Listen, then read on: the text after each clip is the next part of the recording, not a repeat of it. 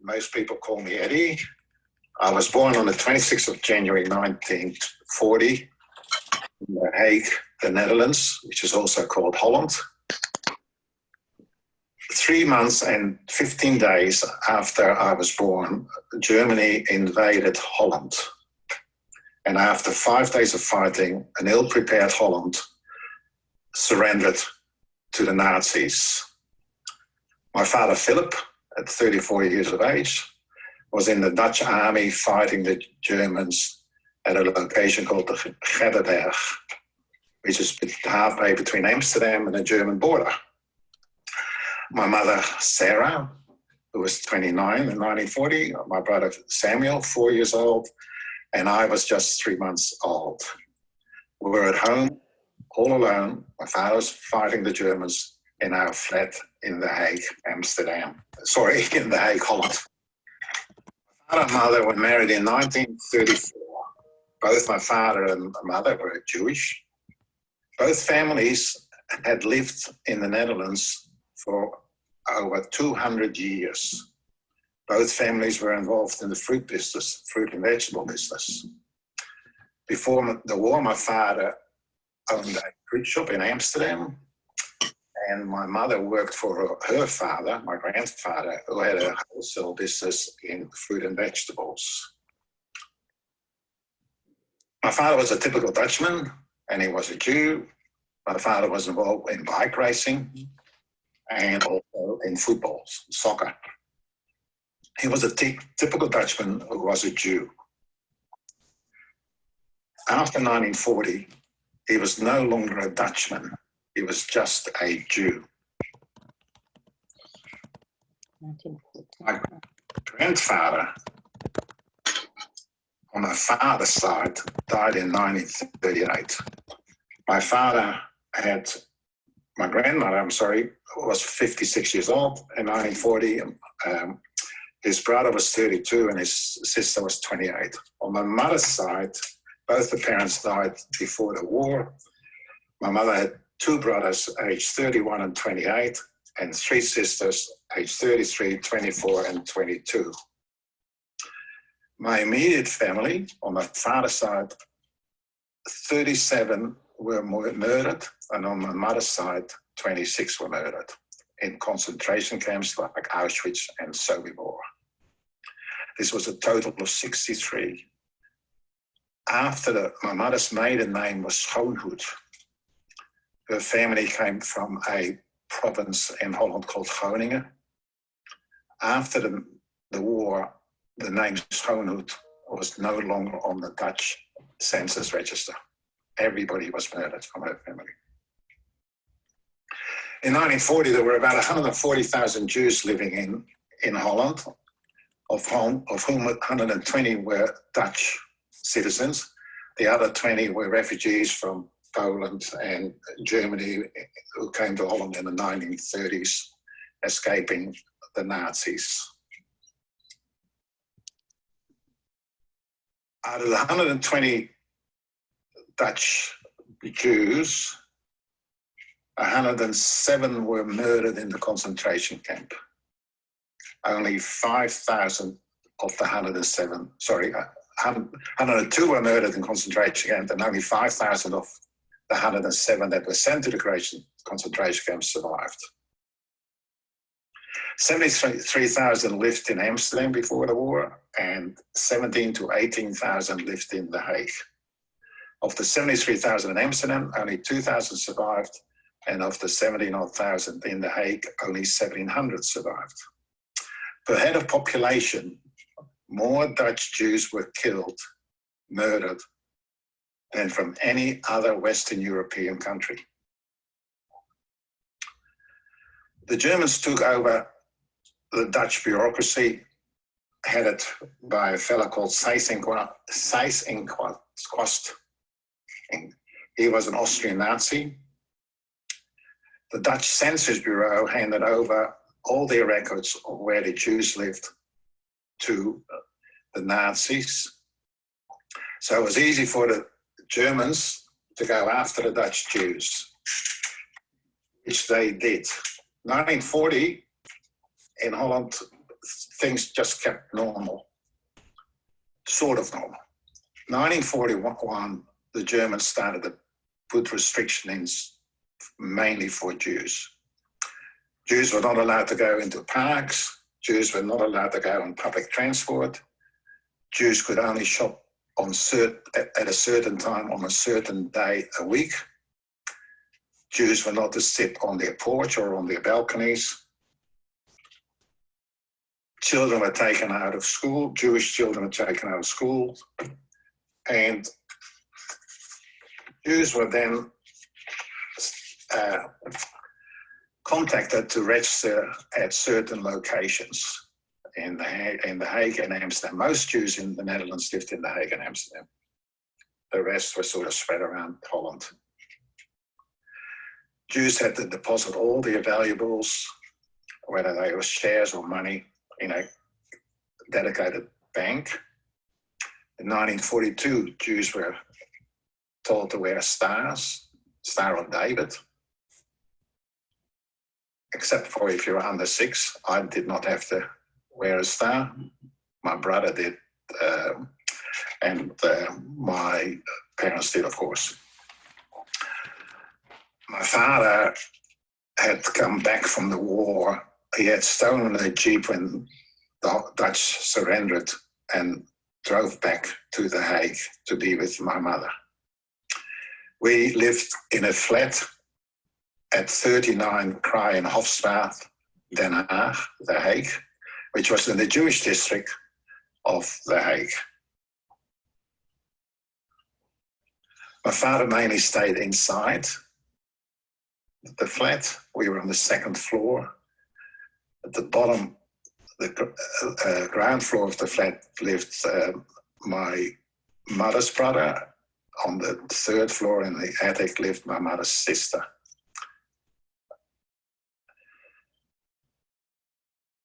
It was a difficult time for my parents. They had 2 young children. My father was a very large, big man. My mother was a very active lady. She was the first woman in the Netherlands to drive a truck. She was also one of the first to drive a motorbike in the Netherlands. Because she drove a truck for her father's fruit business, and cars and trucks weren't all that common in those days, most of the police in The Hague, which is not a very big city in general, the total population was about 500,000.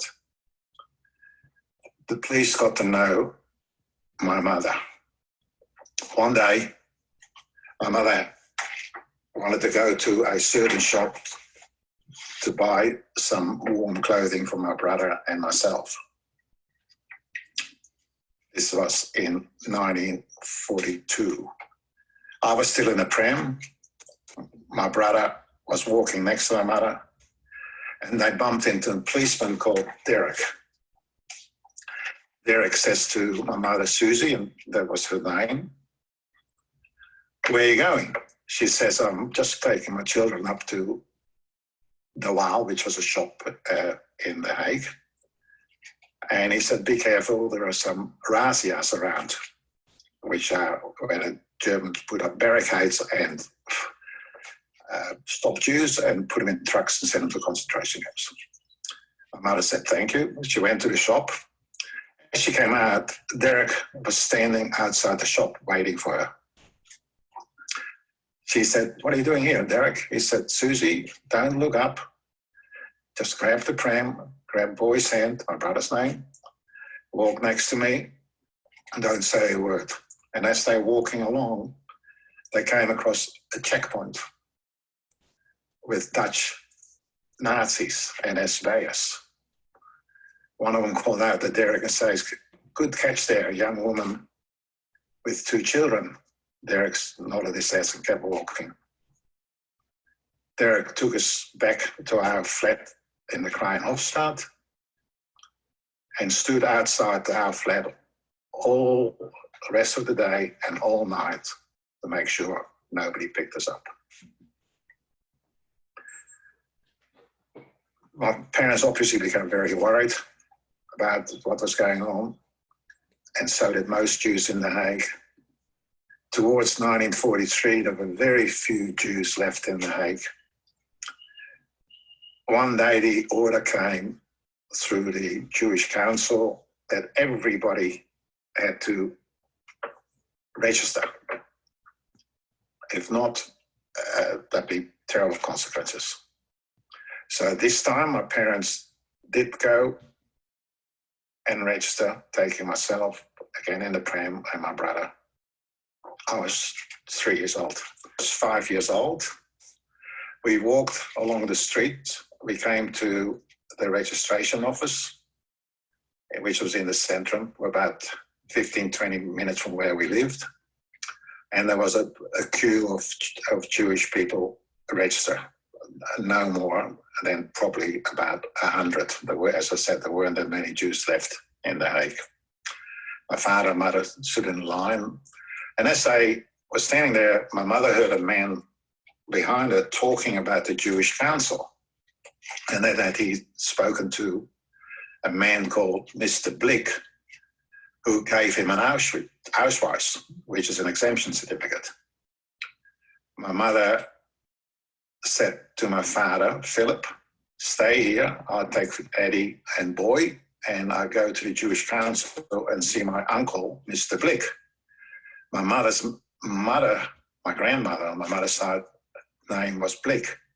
My mother ran to the council, which was just around the corner, and ran up the stairs, left my brother with myself downstairs in the little foyer, said to the woman there, I want to see Mr. Blick. And she said, he's busy. My mother said, well, he's not too busy to see me because I'm his niece. My mother had no idea whether he was actually related or not. Mr. Blick came out. She said, Mr. Blick, I'm your niece, I'm so-and-so's daughter. Can you get my husband an Ausweis, an exemption certificate? He said, well, we can't do this. My mother kept on talking. My mother was one of these people you couldn't say no to. He finally gave my mother an exemption certificate for my father, and so that he was working, saying that he was working for the Jewish Council in The Hague. Grabbed myself and my brother. We ran back to the registration office. My father had not reached the front yet, and she shouted, Philip, come here. So Philip came back. She said, let's go. And so we walked all the way back to our flat. She told him then that he was now working for the Jewish Council. That gave us another, maybe 9 months or so of living under occupation. Our day came on the 28th of September, 1943. The middle of the night, door was being pushed down, footsteps rushing up the stairs and shouting, heraus, heraus, get out. My mother and my father got up. My mother walked into the room. There was a German soldier and a Dutch Nazi in his black uniform holding a gun, both holding guns. My mother said, can I get my children? Get ready. They said, get dressed, get ready, get your children. My mother got myself, my brother dressed, got a small bag for us, walked back into the living room, and the Dutch Nazi says to my mother, why we're so slow, or something like that. My mother threw a can of talcum powder at him. And he said to her, you've made the place dirty. And she said, the only piece of dirty is you. And he hit her with the gun. They then pushed us down the stairs. There were waiting trucks outside in the street, surrounded by neighbours and police, Dutch police, and loaded us into trucks. Now, the Dutch police were anti-Jews. The Dutch police were offering money and were paid money to catch Jews to take the concentration camp. There was also an organisation called the Haneke Column, which paid 7.5 guilders, which in today's money is 15 euros or about 25 Australian dollars to care for every Jew that they would bring to the police station. They delivered about 10,000 Jews.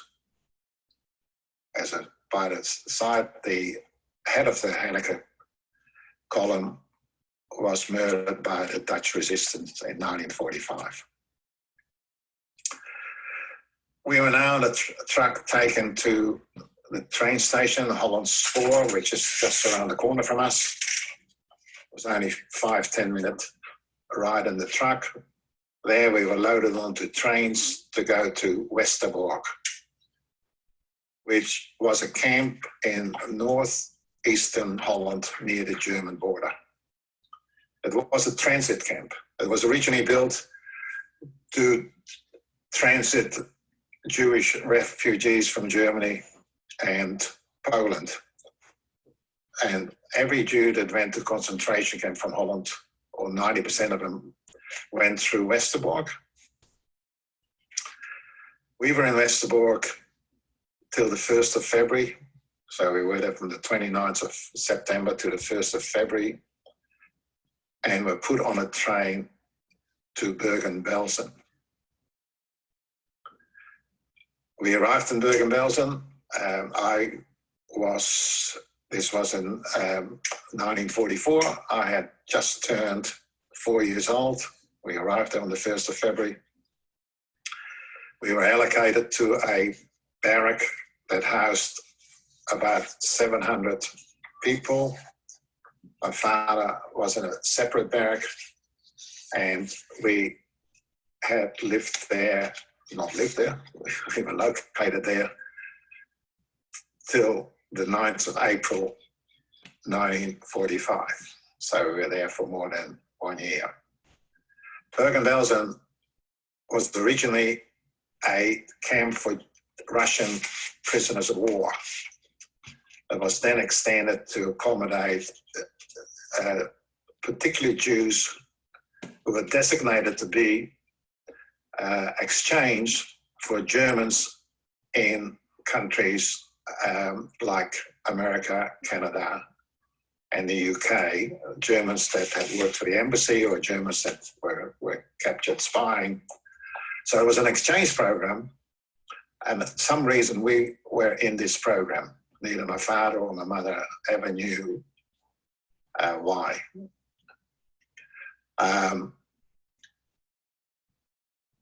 We were kept in the camp. My father was given the job initially to work in a warehouse where he had to get goods ready, clothing and food ready for the Germans, that the guards of the camp. My mother worked in the kitchen, peeling potatoes. My mother managed to steal some potatoes and brought them back to the barrack. The food in the camp was terrible. It was mainly soup with either a piece of bread or a small piece of bread in it. It was a turnip, made of turnips. My father was transferred because I found out that my father was in the Dutch army and he was in the cavalry and he could handle horses. My father was transferred to a section of the camp where he was given a cart and to look after the horses and go and pick up the dead bodies off the ground or out of the barracks. My father also started to steal some food. The Germans fed horses better than they did the Dutch Jewish prisoners and non-Dutch Jewish prisoners. Bergen-Belsen was eventually split into 6-7 different camps. The Russian prisoner of wars, women's camp, non-Jewish political prisoners camp, and then the Star camp, which was the exchange camp, which was mainly Dutch Jews. My father used to walk the horse around and pick up the bodies, and every once in a while he would stop and he would indicate to my brother, who was now 8, 9 years old, would follow my father everywhere he went. And my father would stand still and start to talk to the horses in Dutch, so that any German walking by couldn't understand him, and would drop a carrot or a potato for my brother to pick up and take back to my mother for food for my brother and myself. And that's how we've survived, stealing food. My brother became very good at stealing. We were growing boys. There were no shops, there was nothing where you could get clothing for growing boys or shoes. But my brother managed to steal clothes of young children that were lying there dead. My mother used some of the food to get some of the older people in the barrack to look after myself and my brother. Unfortunately, my brother became fairly wild because of the things he had to do, and he walked around the camp just on his own, doing what he ended up doing best, is stealing whatever he could find, which helped us again. We ended up getting more food than the average prisoner got. As time went on and the Allies started to get closer to Bergen-Belsen, the Germans became nastier and nastier and stopped feeding the people. In Bergen-Belsen, a disease called typhus broke out. Typhus is it's an infection that is spread by insects. If you caught typhus and you were infected by typhus and you lasted 12 days, you would survive. And you would survive without ever catching typhus again. My mother, my brother, my father, and I were fortunate that we did not, at that stage, were infected by typhus. People died of starvation and typhus. Over 60,000 people died in Bergen-Belsen. When the British started to approach Bergen-Belsen in April of 1945, the Nazi commandant called Kramer, who was later hung, decided that he would put every Jew in Star Camp on 3 trains in the direction east, to the east, to a concentration camp to Theresienstadt. And from there, they would then be sent to gas chambers near there. We were on the 3rd train. This was on the 9th of April. And the first train was mainly with Hungarian prisoners. The first train was liberated by the Americans. The second train was also mostly Hungarians. The only train that made it to the Theresienstadt. The 3rd train, which we were on in cattle wagons with no food, only time you could get food is if the train had to stop for something or other. My father was getting sick. I was certainly sick. My brother was not. And my mother used to jump off, go and find potatoes or whatever she could find and come back onto the train. Our train was liberated on the 23rd of April near a town in eastern Germany called Trobitz. The British liberated Bergen-Belsen on the 15th of April. So we'd still been in Bergen-Belsen, we would have been liberated by the British. We were not. The Russians took us off the train, took us to Trobitz, and housed people in empty homes, or kicked out Germans, or schools, or monasteries. We were put into a school, the family, and we lived there for the first time, water to wash ourselves properly, but we slept on the floor. The Russians were very good to the Jewish people. My mother, after the war, spoke very highly of the Russians and what they did for the Jewish. The problem was nobody knew we were there. The train that we were on started off with 2,400 mainly Dutch Jews. 400 of them died on the train of either starvation or typhus. Many more died in Trowitz. I was getting sick. I was now 5 years old, and my mother wasn't feeling well.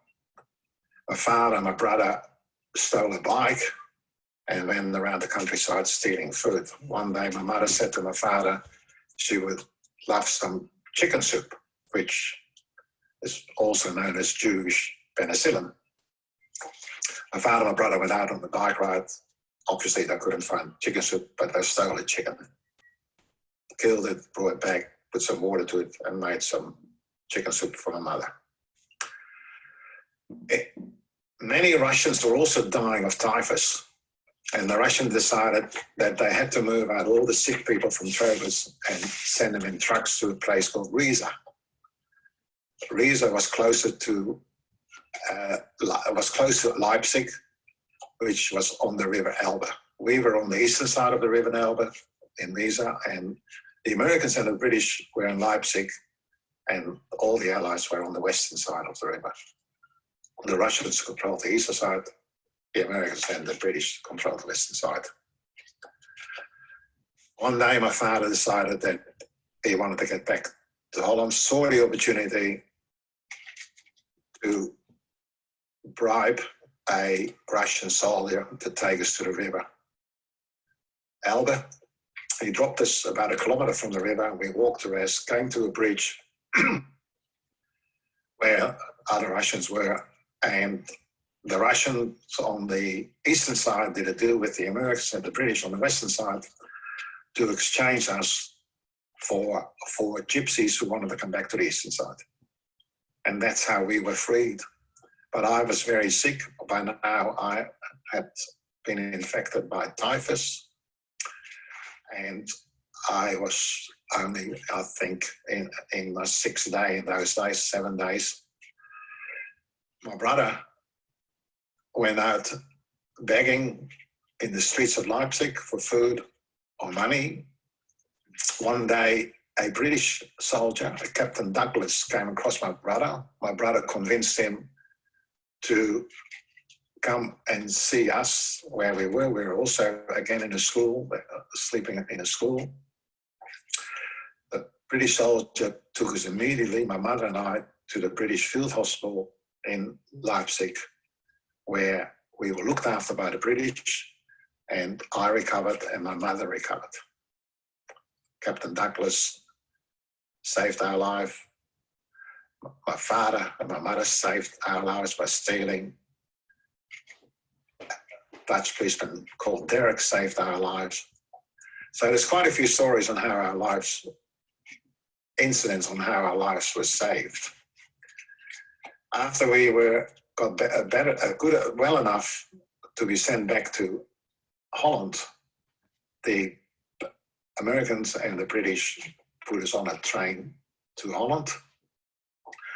Nobody from the Dutch government, because Holland had been liberated by now, came even looking for us. We arrived in Holland on the border. We were met by the Captain Douglas obviously advised the Red Cross and all this that we were coming. We were processed by the Red Cross near the Dutch-German border. After a few days, my father decided to go back to The Hague, so he took us on a bus. We were put on a bus to go back to The Hague. We arrived in The Hague a couple of hours later with nowhere to go. My parents wanted their flat back, of course, so they went to where we lived, which wasn't very far from where we were dropped off. We had one little bag. My parents knocked on the door of 39 Kruijenhofstraat. Some people opened the door and told my parents to get lost. They were living there now, it was their place, even without furniture and belongings in there. My father went to the police. They told my parents to get lost. My parents went to the Hague City Council, who also told them to go away. There's nowhere to go. Someone had told them there was a monastery not very far away, so we went there, we slept there.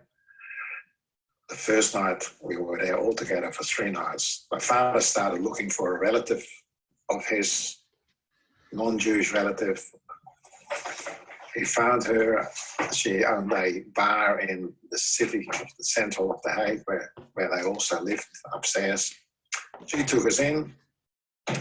Eventually, the Jewish Council organized a flat for us, which needed a repair from bombing. We moved in there in The Hague. My parents tried to get our belongings back. No success.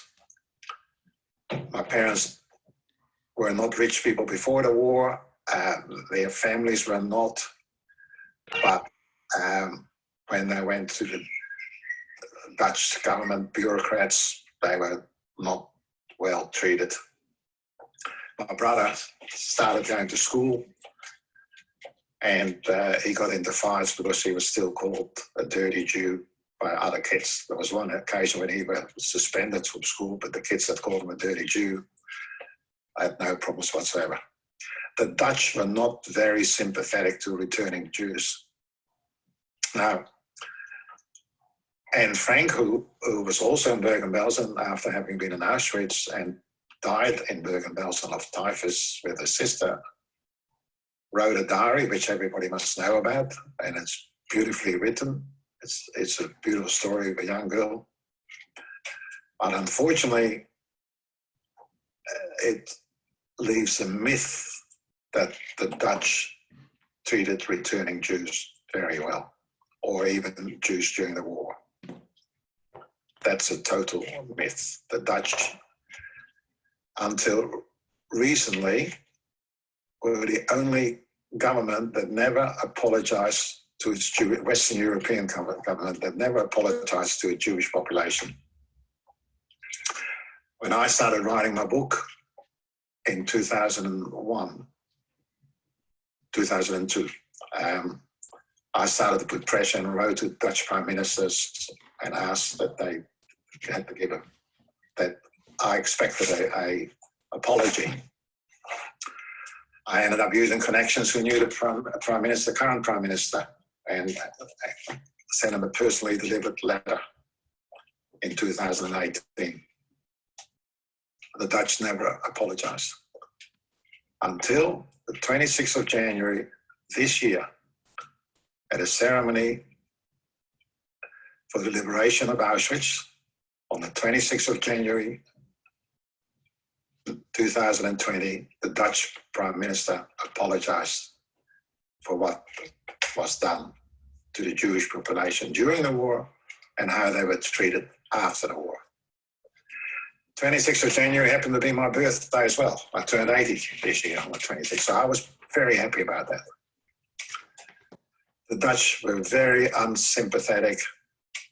My father died in 1948 of stress, trying to fight the Dutch government, having fought in the war, having been in concentration camps. He couldn't take any more, and he died purely of heart failure. My mother decided to immigrate to Australia. The only good thing that happened after the war in those days, that my sister was born in 1947, in February 1947. My mother decided to immigrate to Australia with a daughter who was now 7 years old, myself, who was just 14 years old, and my brother, who was 18 years old. She arrived here with no money, by boat, nowhere to go. There was a distant family living here who took us in for a few days.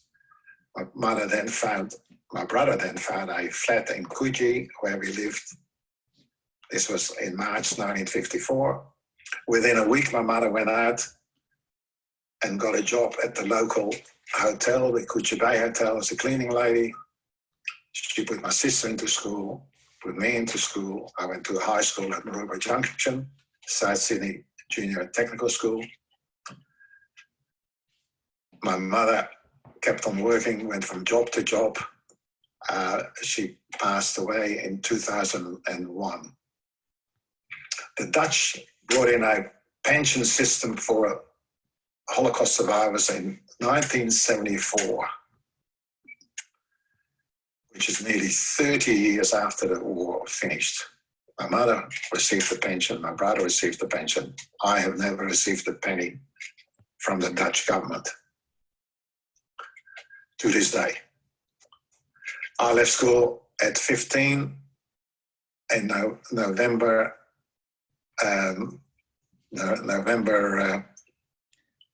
1955. I got myself a job at radio station 2CH as a pen operator. I was there for 6 years, became a salesman, had a few selling jobs. I ended up working for a company that was owned by an American company, and I was offered a job in New York in 1989, which I took. I've never looked back since. I returned to Australia in 1994. I got married to my second wife in 1994, and we live a very happy life and are very grateful to Australia. Thank you very much for listening to my story. There will be some questions afterwards. Thank you very, very much.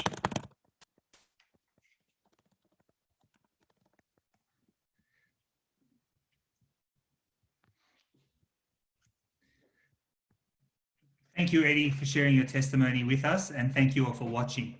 I will now begin the Q&A. If you have any questions for Eddy, please write in the chat box.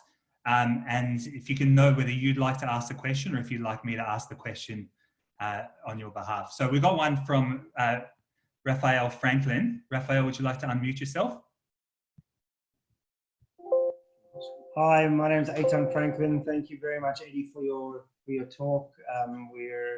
We're very intrigued and it's wonderful that you've been able to share with us. We also joined Zikron Barcelona last year, and we really appreciate everything that Shalom does for the community and Courage to Care. Just a quick question, please, Eddy. What was the reason you did not receive a pension from the government? Were you too young? Now, can you hear me? Yeah. Okay, I wasn't too young. By the time they brought the pension in, which was 1974, I had a job here in Sydney, up to then been selling typewriters for Olivetti. And I was getting decent commission checks. And according to the Dutch government, I earned too much money. Okay. They didn't care about the time between 1945 and 1974 when I had no money. Mm-hmm. And so they knocked me back, and I applied once more and got knocked back, and then I didn't need them anymore after 1994. That's the reason. It was means tested, basically. Yeah. Eddy, you provide us with some photos. I'll open them now, and if you can just quickly give us an overview of what they're about. Yeah, that's myself, and of course with my mother and my brother. It's late 1940. I would have been, what I was, 8-9 months old.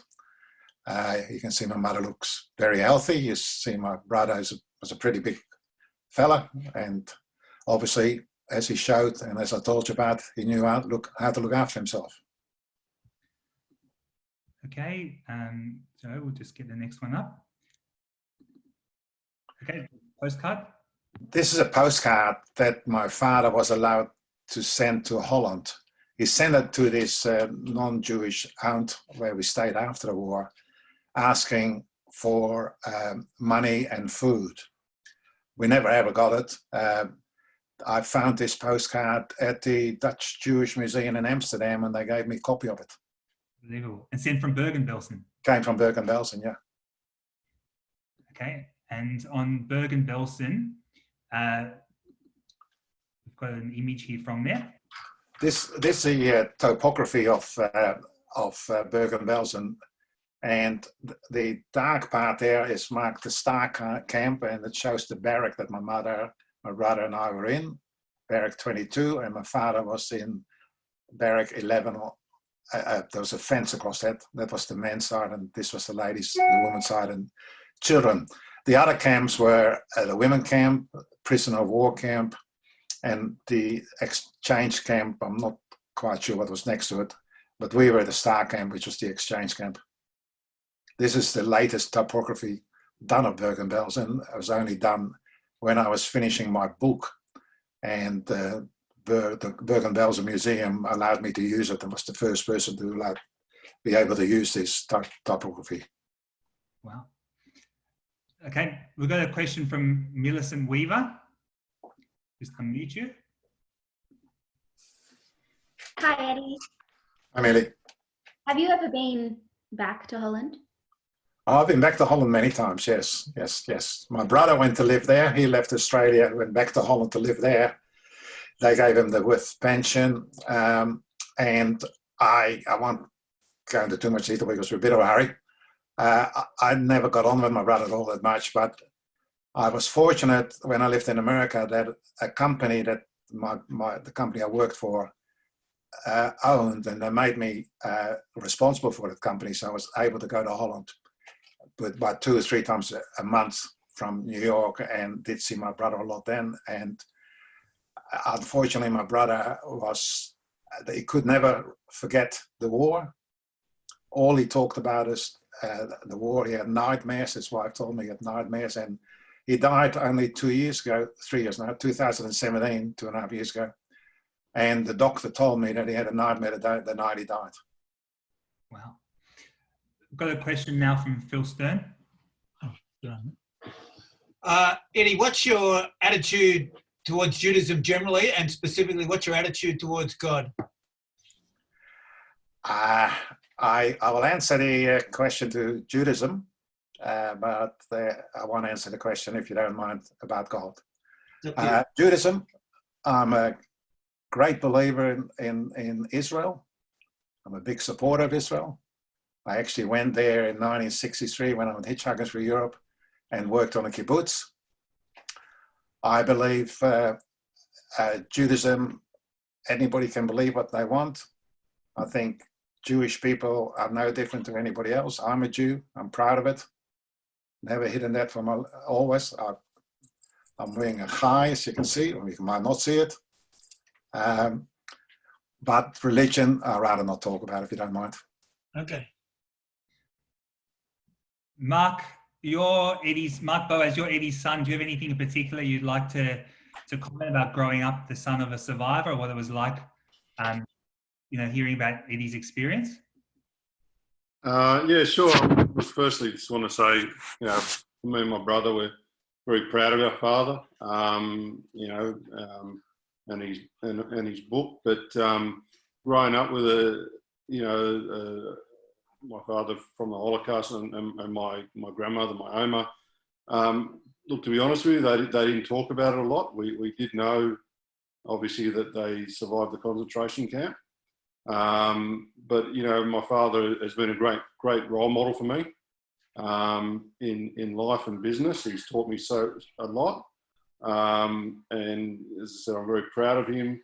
He's made me strive to be, I guess, if I was half the man he was or is, I'll be very happy. So again, my brother and I are very proud of him, and we love him very much. Thank you, Mark. Ludmilla Stern, you're unmuted now. No, you're not. I have myself. Eddy, thank you very much. It was a very moving story of the survival of your entire family. I'm curious. Clearly, some of your early childhood recollections come from your parents, but what are your own very first memories? Perhaps some images, some snippets. What do you remember? I'll be very honest with you. My memory actually starts the day I arrived in Australia. Everything before that I've blocked out of my mind.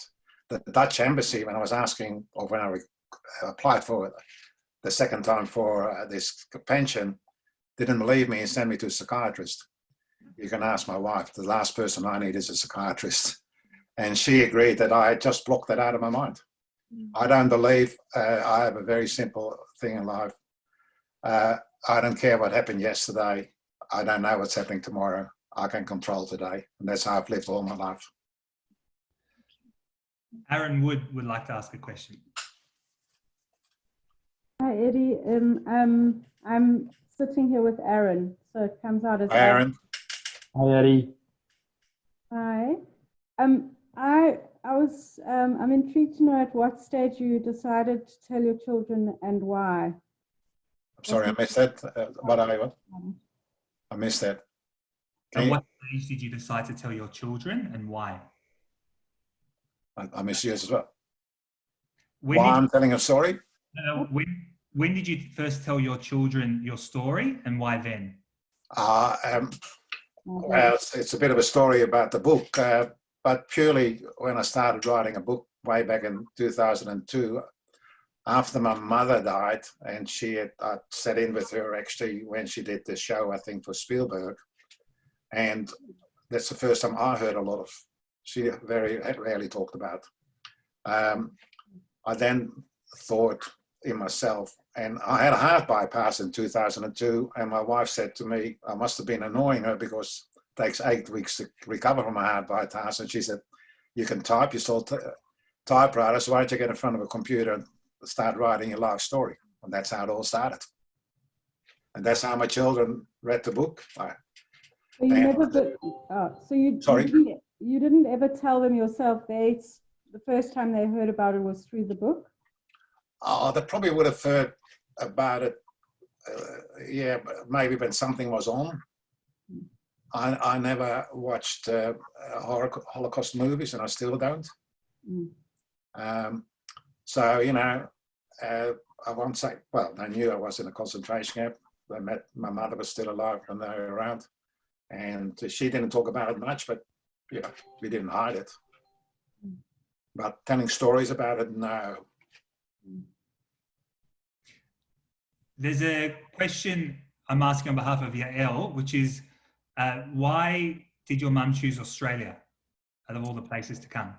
Only because she, I think it was her mother's sister who lived here as a relative, and she was about the only relative left that we had. We had one in London, and Barry is here, his grandson.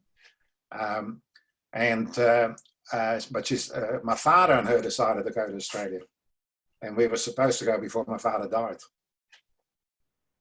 Okay, Lauren Muirman would like to ask. Lauren, do you want to just unmute yourself? Hi, look, thanks so much for that talk. It was really interesting and moving to hear. My question is, do you still harbour a sense of anger for the way the Dutch treated the Jews who returned and their failure to return property that was rightfully theirs? It's a question I get every time I speak somewhere, to be honest with you, and the answer is no. I don't harbour any hard feelings against the Dutch. Were they bad during the war? Absolutely. Was their government subsequent to the war very poor in their dealings with the Jews? And they admit that. I wrote to the Prime Minister of Holland in 2009, Mr. Balkenende, and he wrote me back. He said we could have done better, but never apologized. I wrote a letter to the current Prime Minister.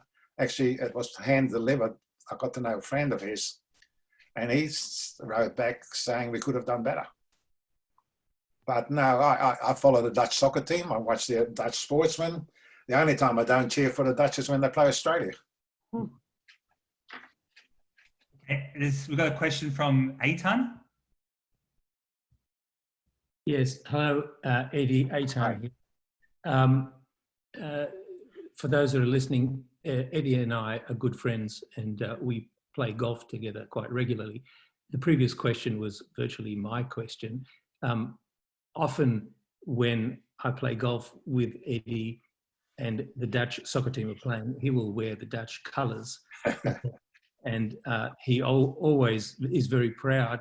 Whenever he meets people, he introduces himself as Dutch, as a Dutch person.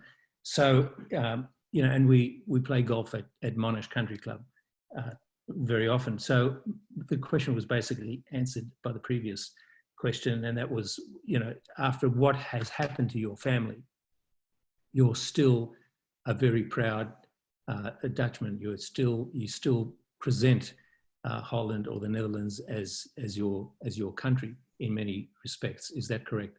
It comes second to Australia, probably equal with Israel. But I was born in Holland. Nobody can take that away from me. Just because the Dutch were very slow in apologizing and things like that, I just kept on fighting.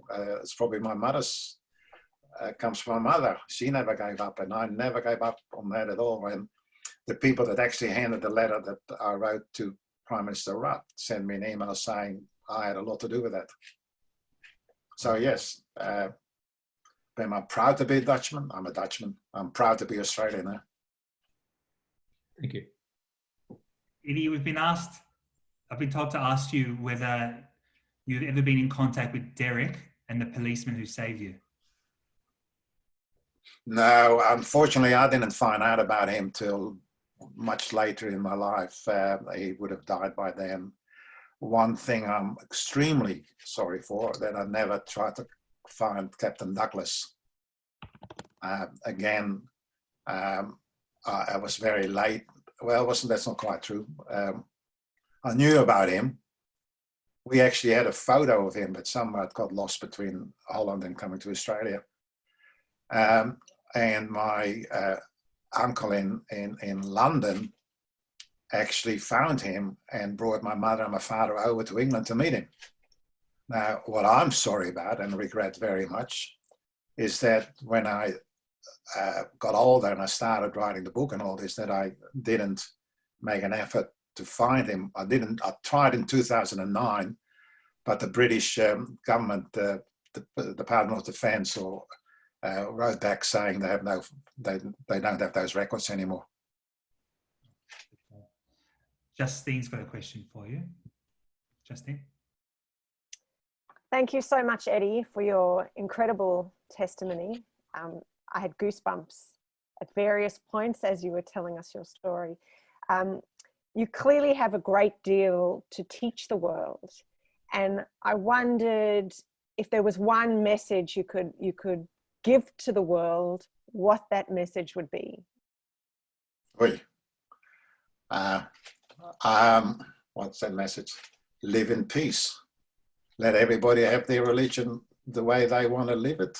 Let them live their life and live. Let everybody live peacefully.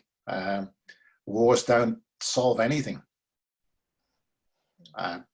It's not a lot I can say. I'm no philosopher. As I said, I live for today, and the world is going through hard times at the moment. Can it be handled better? I think the Australian government is doing, I shouldn't talk politics, but I think they're doing a great job.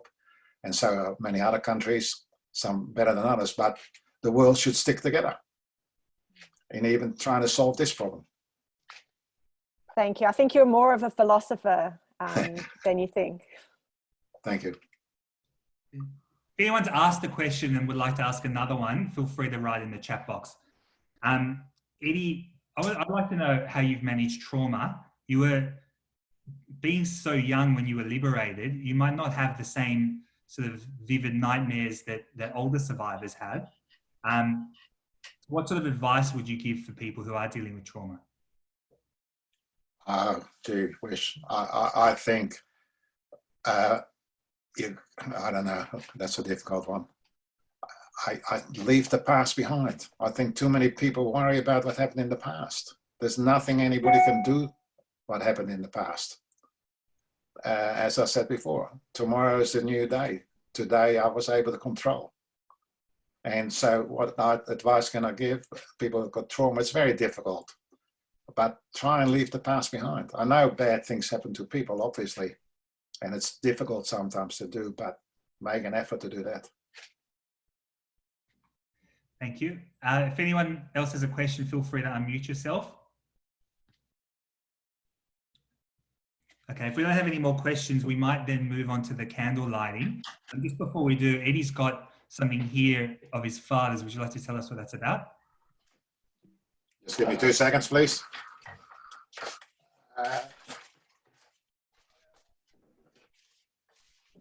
I don't have many items of my father. I actually only have one photo of my father.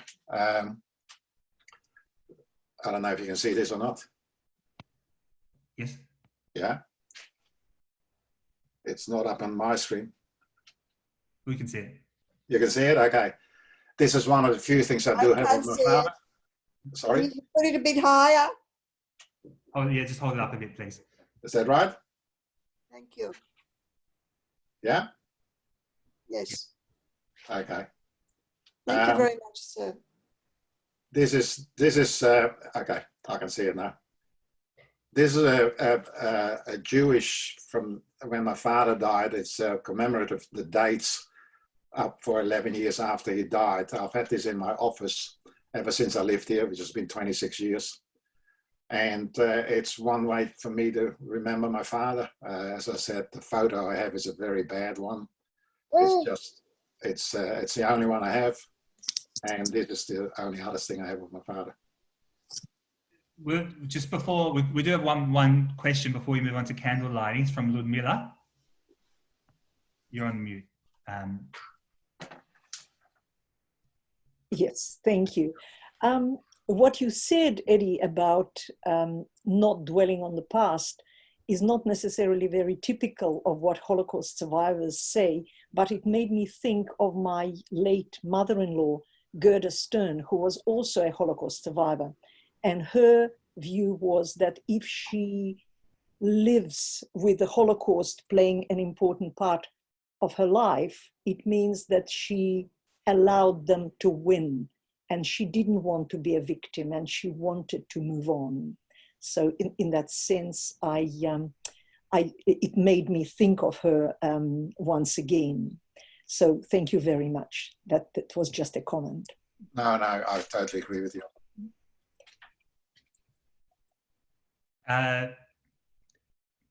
Okay, so we'll move on now to the candle lighting.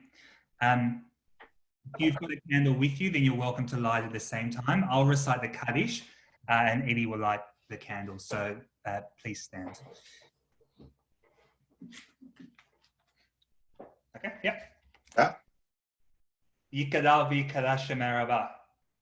Ba'amad yivrach yirotei v'yamlich malchutei b'chayechon u'v'yomechon u'v'chayedecho Beit Yisrael ba'agala v'zman kariv v'imru Amen. Amen.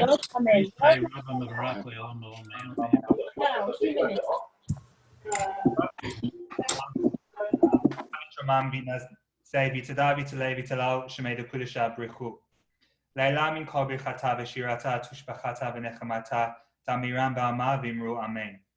Yehi shlama rabba min shemaya v'chaim aleinu ve'al kol Yisrael v'imru Amen.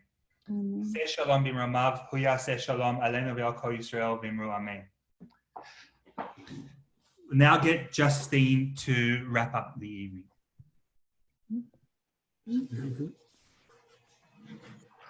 Yeah, sorry, you want me to say something? Something you like, and then if you don't mind, I'd like to thank everybody for joining us tonight. It was a real pleasure to do this. As I showed, I think, in the beginning of the recording, I've never done Zoom before, and you saw more of my forehead and my top of my head than you saw of me. Sorry about that, but I know next time. But I really enjoy doing this. It's something brand new to me. As I wrote something today about it's never too late to learn. And I certainly, at 80 years of age, I've learned a lot from Dale and Heidi and Justin about Zoom. And I'd like to thank them very much for helping me get through this. I'd like to thank Shalom College for inviting me, and I'd like to thank all of you for being here tonight. I thank you very, very much. Thank you. We appreciate it a lot. Thank you. Thanks, Eddy. Thank you for sharing your story with us, for your honesty and your compassion, and for rounding up this your very unique Yom HaShoah experience for us all. I wanted to share with you something that Elie Wiesel said that really stayed with me. He wrote that to forget the victims, and he meant the victims of the Shoah as well as victims in general, is akin to killing them a second time. And I think that when we pause to hear the story of someone like yourself, Eddy, we're really ensuring that we honor the memories of those who didn't get to tell their story, as well as the memory and the narrative of those who survived. And I'm incredibly grateful that I live in an age where there are still survivors to share their story. And I'm even more grateful that I live in a community where the stories of those survivors are celebrated, and that we stand so firmly on the shoulders of people like you, and that we have the wonderful community that we have because of the investment of people such as yourself. So I thank you, and I thank others like you for being so forthcoming with sharing your story. I also want to thank Zikaron HaSalon Basalon for the incredible concept, and to thank Shalom for being so agile in pivoting and putting everything online. For those of you who wish to read Eddy's self-published book, it's called I'm Not a Victim, I Am a Survivor. And Eddy, I look forward to reading it. I have my copy here, so thank you for sharing it with us. Shalom will be offering a whole range of virtual engagements over the coming weeks, so we encourage you to follow us on Facebook, to sign up to our newsletter. Thank you, Dane, for your incredible support, and to Heidi for putting all of this together. And we look forward to celebrating Yom HaAtzmaut with you all next week. So thank you for joining us. Thank you. Thank you. Thank you all.